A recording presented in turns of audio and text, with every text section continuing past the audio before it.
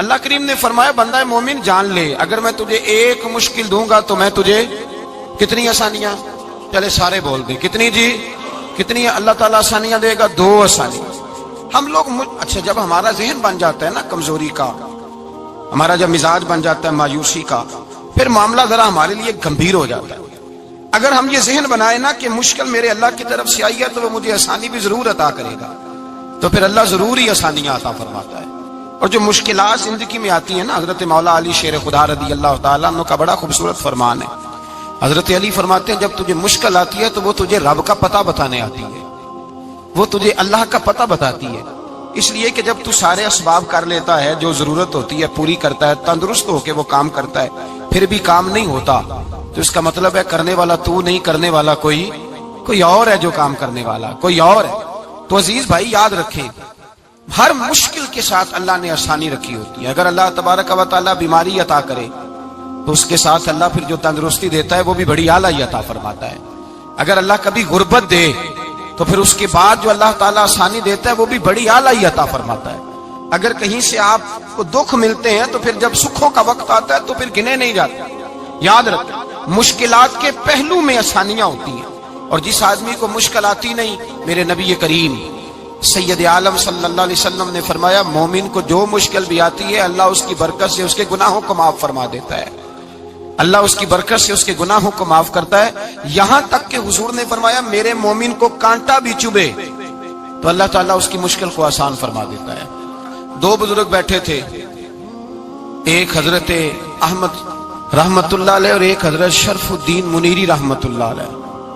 تو حضرت شرف الدین منیری کہنے لگے کہ دوست اصل میں وہ ہوتا ہے جو دوست کی طرف سے آنے والی تکلیف پر صبر کرے، جو اللہ کی طرف سے آنے والی تکلیف پہ صبر کرے وہ اللہ کا محبوب ہوتا ہے۔ تو حضرت احمد فرمانے لگے نہیں مجھے تیری بات کی سمجھ کوئی نہیں آئی، صبر کرے وہ اللہ کا دوست ہے، مصیبت پہ صبر کرے۔ تو کہا جناب پھر اگر نہیں سمجھ آئی تو آپ بتا دیں اللہ کا دوست کون ہے؟ تو آپ فرمانے لگے جو محبوب کی طرف سے آنے والی مصیبت کو اس کا تحفہ سمجھ کے قبول کرے وہ اصل دوست ہوتا ہے، اس کا تحفہ سمجھ کے قبول کرے، اپنے رب کا تحفہ سمجھے، مالک کا تحفہ سمجھے کہ اس نے مجھے تحفہ دیا ہے، مجھے کسی مشکل میں ڈالا ہے۔ تو رب کریم بلا مثال و بلا تشبیہ سمجھانے کے لیے اللہ جب کسی کو مشکل میں ڈالتا ہے، کافروں کو تو اس نے موجیں کرائی ہوئی ہے، بڑی بڑی سہولتیں دی ہوئی ہیں، مشکل میں ڈب بھی ڈالتا ہے، اپنے نیک بندوں کو ہی ڈالتا ہے۔ نمرود اور فرعون کے پیروں میں کانٹا بھی نہیں چبھتا تھا، ان کو تکلیف نہیں آتی، تکلیف کسے آتی تھی؟ اللہ کے نیک بندوں کو تکلیف آتی تھی۔ حضرت رابعہ بصریہ جب تک زندہ رہی تب تک بیمار رہی، جس دن طبیعت ٹھیک ہوتی تو کہتی اے اللہ تو کہیں مجھ سے ناراض تو نہیں ہو گیا، تو کہیں ناراض تو نہیں مولا جب تو مجھے تکلیف دیتا ہے تو میں رو کے تیری عبادت کرتی، جب مجھے دکھ ہوتے ہیں تو میں سجدے میں تڑپتی، اور خدا بندہ اب تو میں سکھی ہوں، موج میں ہوں، مجھے رونا ہی نہیں آ رہا، تو خدا بندہ تو کہیں ناراض تو نہیں ہو گیا مجھ سے؟ دکھ تو اچھے ہوتے ہیں، دکھ تو پیارے ہوتے ہیں، اور دکھوں کے بعد جو اللہ آسانی دیتا ہے اس آسانی کا پھر کیا ہی کہنا۔ اس حضرت ایوب علی نبینا علیہ الصلوۃ والسلام بیمار رہے، 60 سال اللہ نے تندرستی دی، کتنے سال بولے؟ 60 سال، غور کرنا بات پر، 60 سال علیل رہے، پھر بیمار ہو گئے، 18 سال ہو گئے بیمار ہوئے۔ زوجہ کہنے لگی دعا کر لیں آپ کو اللہ صحت دے دے۔ ہمیں اگر کوئی بندہ پوچھ لینا کہ بھائی کبھی کوئی خاص بات تو سناؤ، تو ہم جو ساری زندگی سکھ کے ساتھ سوئے ہوتے ہیں وہ بات نہیں سناتے، وہ جو ایک رات درد سے نیند نہیں آتی اس رات کا قصہ سناتے ہیں، کہتے ہیں وہ میرے الٹے دانت میں درد تھا تو میں ساری رات سو نہیں سکا۔ او بھائی جو ساری زندگی سویا ہے اس کا تو ذکر نہیں کر رہا، اور ایک رات جو تجھے نیند نہیں آ رہی، کسی سے پوچھا جائے، ڈاکٹر کہتے ہیں 360 ہڈیاں ہوتی ہیں وجود میں، کسی سے پوچھا جائے نا تیرا کیا حال ہے تو 359 ہڈیوں کا ذکر نہیں کرتا، جس گھٹنے میں درد ہے اس کا ذکر کرتا ہے، کہتا ہے یہ گھٹنے میں بڑی درد ہے۔ او بھائی باقی 359 ٹھیک ہے نا، ان کی بھی تو کوئی بات سنانا۔ حضرت رابعہ بصریہ رحمت اللہ علیہ کے پڑوس میں ایک نوجوان رہتا تھا، آپ کے پڑوس میں، تو وہ جب جو محلے میں بچے رہتے ہیں نا گاؤں میں ان کا پتہ ہوتا ہے، پڑوسی تھا تو 34-35 سال نوجوان کی عمر ہو گئی، کبھی بیمار نہیں ہوا۔ ایک دن اس کی طبیعت علیل ہوئی، سر میں درد ہوا تو اس نے پٹی باندھ لی سرخ رنگ کی، باہر نکل کے آیا، حضرت رابعہ بصری علیہ رحمہ نے دیکھا تو فرمانے لگے بیٹے خیر ہے؟ لگا جی اماں جی سر میں بڑی درد ہے۔ آپ فرمانے لگے کتنی عمر ہو گئی؟ کہنے لگا 34-35 سال۔ فرمانے لگے پہلے تو کبھی درد نہیں نہ ہوئی؟ کہا نہیں اماں جی آج ہی ہوئی ہے۔ تو آپ فرمانے لگے 34 سال اللہ نے صحت دی ہے، تو نے شکر کی ایک پٹی بھی نہیں باندھی، اور آج درد ہوئی ہے تو شکوے کی پٹی تو نے فوراً ہی باندھ لی ہے، کوئی شکر کی پٹی بھی باندھنی چاہیے۔ حضرت ایوب 18 سال بیمار رہے، زوجہ کہنے لگی دعا کر لو، تو آپ فرمانے لگے بی بی سے کہ صحت کتنی دیر رہی؟ اس نے کہا 60 سال۔ تو آپ فرمانے لگے ذرا بیماری کو بھی 60 سال گزر لینے دو، پھر دعا بھی کر لیں گے۔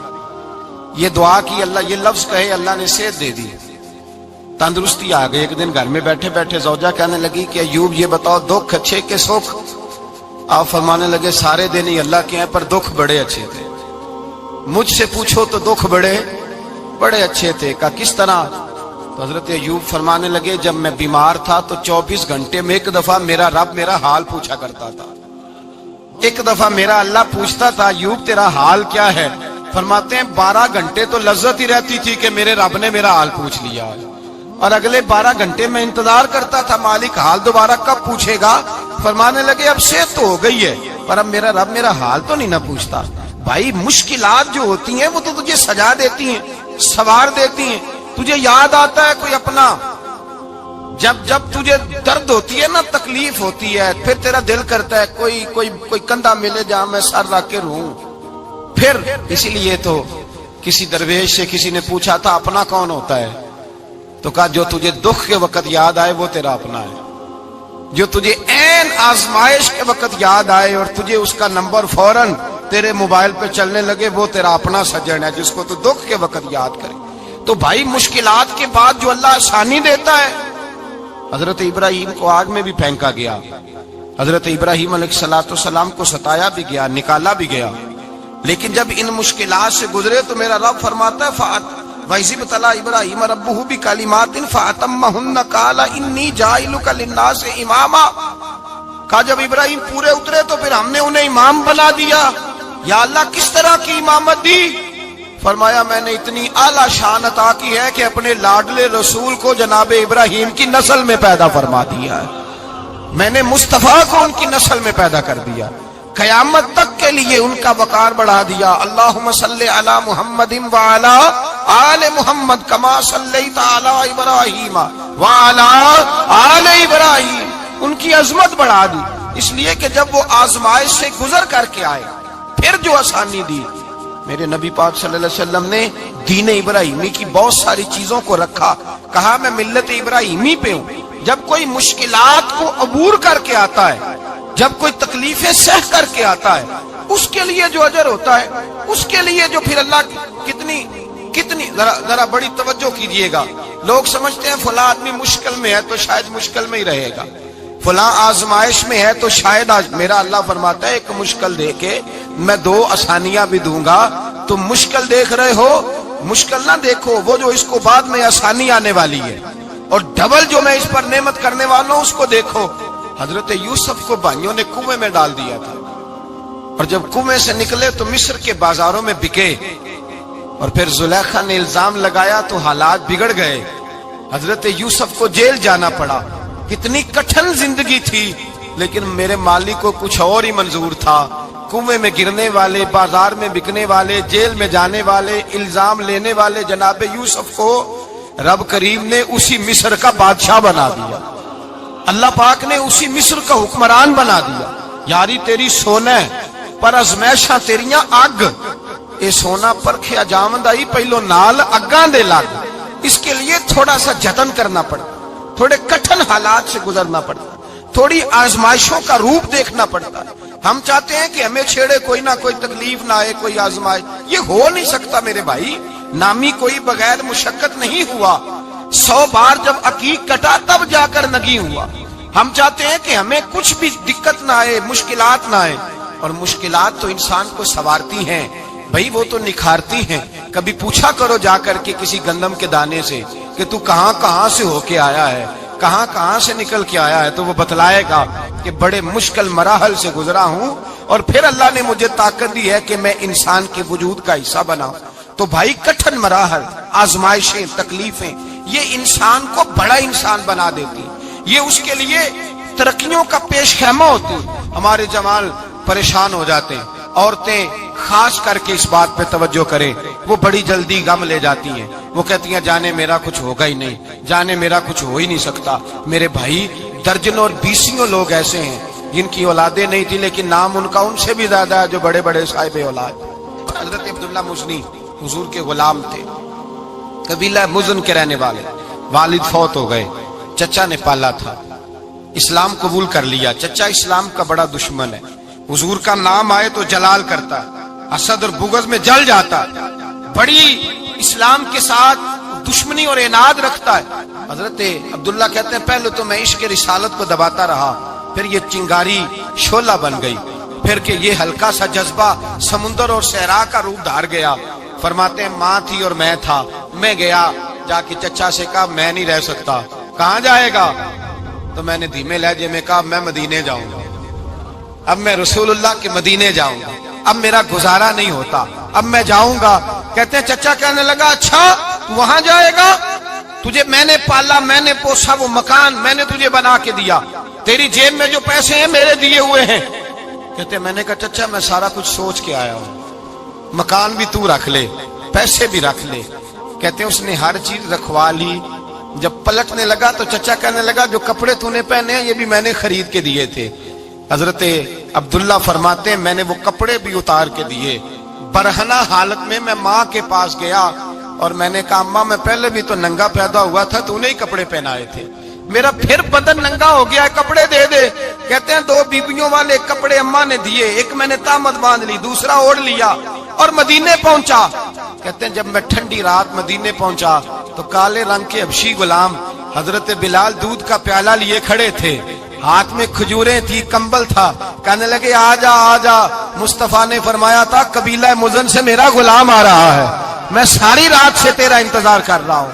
حضرت جناب سیدنا عبداللہ رضی اللہ تعالیٰ عنہ فرماتے ہیں میری مشکل آسان ہوئی، فرماتے ہیں مجھے مدینے میں اعزاز مل گیا، مجھے عزت مل گئی، ہر آدمی میری قدر کرنے لگا۔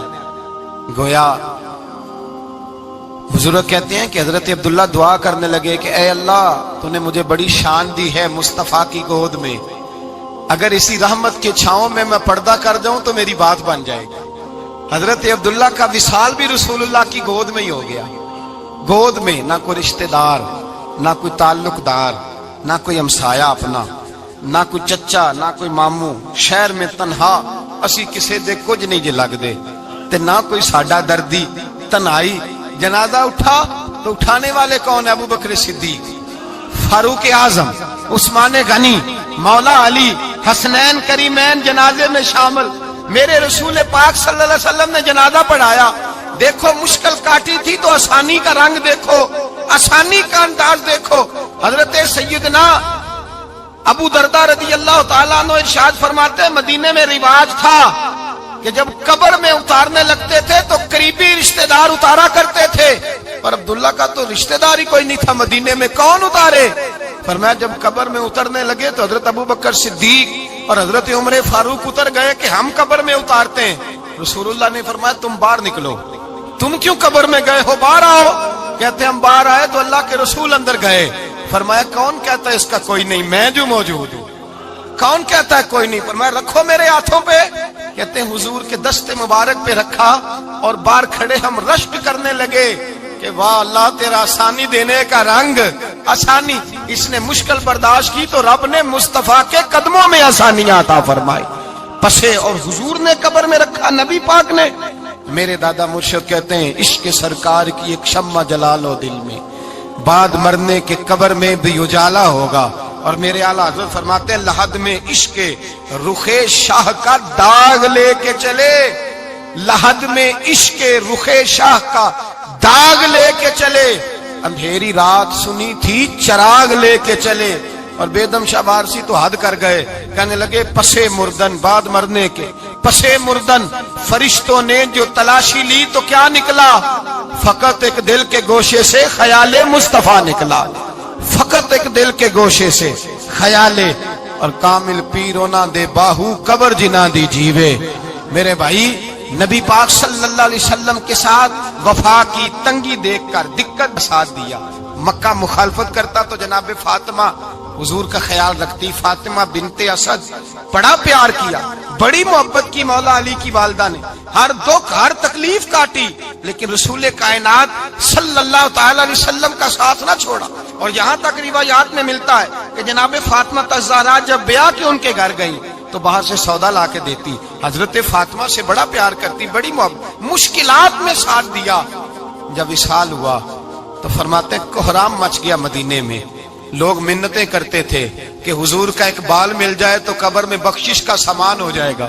رسول پاک نے فرمایا جب جناب علی کی والدہ کو غسل دے لو تو کفن پہنانے سے پہلے میرے پاس آنا.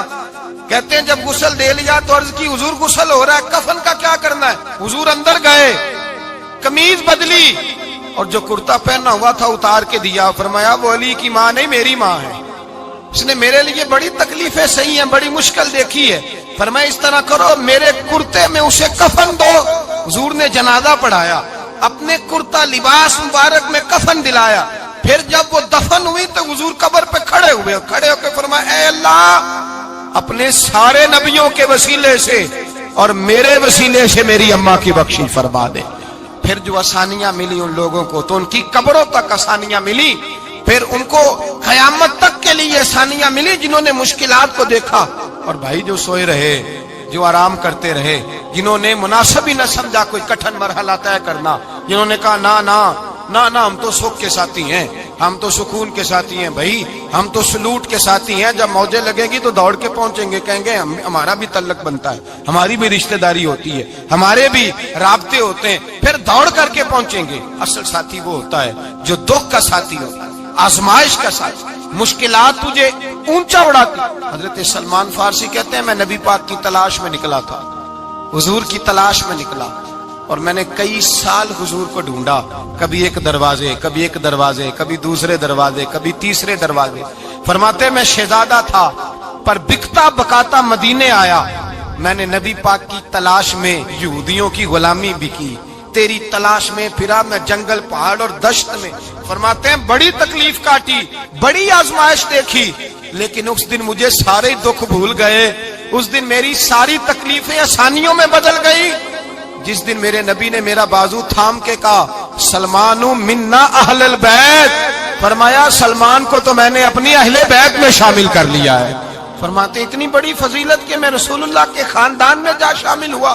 تو بھائی یاد رکھیں جب آپ کو مشکل آتی ہے تو آپ کو آسانی دینے کے لیے آتی ہے, جب آپ کی طرف کوئی آزمائش آتی ہے تو آسانی دینے.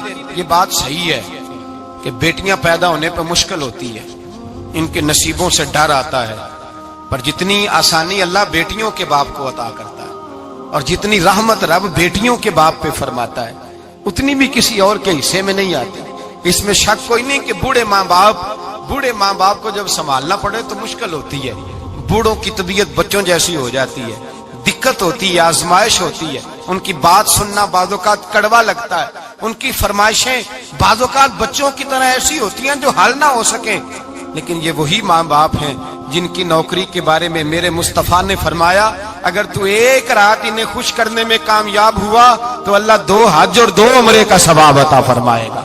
اس میں شک نہیں کہ باپ بہت سارے کام مشکل ہوتے ہیں, کٹھن ہوتے ہیں, آزمائش والے ہوتے ہیں, اس میں کوئی شک نہیں کہ اس دور میں دین کا کام بڑا مشکل ہے, دعوت و تبلیغ کا سلسلہ بڑا کٹھن ہے, اس دور کے اندر حق بات بیان کرنا بڑا ہی مسئلہ ہے, اس دور کے اندر لوگوں کو کھری بات پہنچانا اور بتانا یہ اپنے ہاتھ میں آگ کا انگارہ پکڑنے کے مترادف ہے.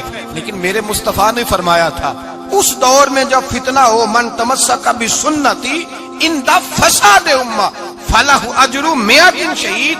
فرمایا اس دور میں جب آزمائشیں آ جائیں, تکلیفیں آ جائیں, اس دور میں جو میری سنت پر عمل کرے گا, رسول پاک کا وعدہ ہے اللہ ایک سنت پر عمل کرنے والے کو 100 شہیدوں کا ثواب عطا فرمائے.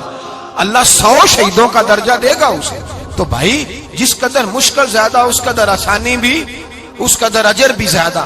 مشکلات سے گھبرایا نہ کریں, ذہن بنا لیں کہ جس رب نے دی ہے وہی اللہ نجات بھی عطا فرمائے گا. انسان آسان ہو جاتا ہے. ہم لوگوں نے نا دوڑ صرف سکھ کٹھے کرنے کے لیے لگا لی ہے, سکھ کٹھے کرنے کے. وہ لوگ دکھوں میں راضی رہتے ہیں, दुखों में राजी रहते थे, आजमाइशों में। हमारा दावा है रब रसूल से प्यार का, और मेरे हदीस बुखारी में है, फरमाया जो मुझसे जितना ज्यादा प्यार करेगा उतना उसकी तरफ मुश्किल ज्यादा आएगी।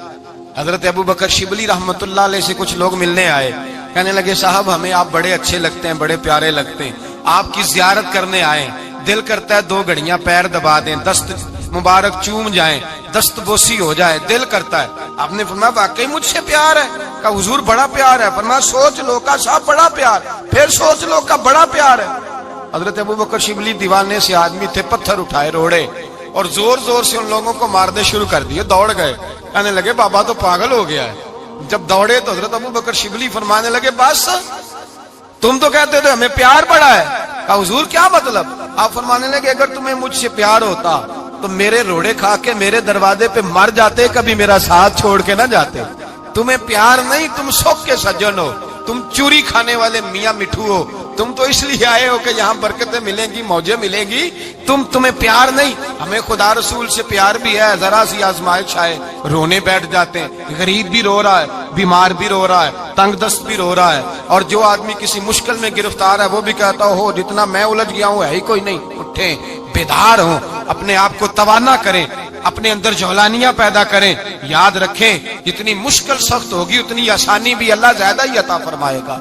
अल्लाह ताला ज्यादा और वादा किया अल्लाह पाक ने, फइन्ना मअल उसरि युसरा, इन्ना मअल उसरि युसरा। फरमाया अगर मैं तुम्हें एक मुश्किल दूंगा तो मैं तुम्हें 2 आसानियां अता फरमाऊंगा।